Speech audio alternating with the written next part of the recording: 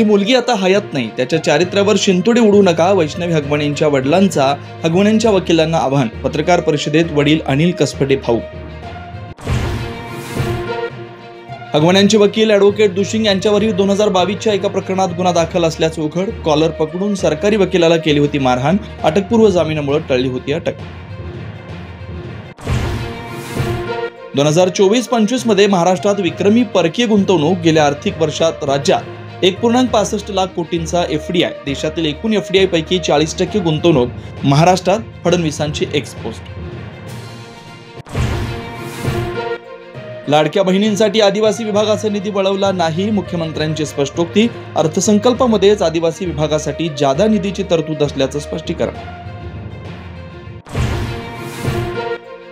सत्तेची तहान लागली म्हणून कोणी गटाराचं पाणी पित नाही. सुप्रिया सुळे अजित पवारांसोबत जाण्याच्या चर्चेवर संजय राऊतांची कडवट टीका. फडणवीसांनी केलेल्या पवारांच्या कौतुकावरही त्यांचा अंतर्गत प्रश्न असल्याचं उत्तर.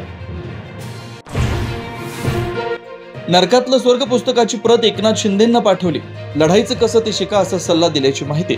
फडणवीस राज ठाकरे यांनाही पुस्तक पाठवलं. इंग्रजी भाषांतर झाल्यावर मोदी आणि अमित शहांना देण्याचा निर्धार. अजित पवार आणि एकनाथ शिंदे दोघेही संवादात चांगले नाहीत. मुख्यमंत्री फडणवीसांचा एक्सप्रेस अड्डाला दिलेल्या मुलाखतीत वक्तव्य. शरद पवारांची तारीफ. संभाजीनगरचे उद्योजक संतोष लड्डांच्या चोरीला गेलेल्या सोन्याचं गौड बंगाल कायम. 5.5 किलो पैकी केवळ 3 किलो सोनं परत मिळालं. उर्वरित सोनं गेलं कुठे, लड्डांचा सवाल. चोरीच्या गुन्ह्यामध्ये पोलीस सहभागी असतात. सामाजिक न्यायमंत्री संजय शिरसाटांचा सरकारला घरचा आहेर. संतोष लड्डांच्या घरच्या दरोड्यातलं सोनं गेलं कुठं, यासाठी चौकशी समिती नेमण्याची मागणी.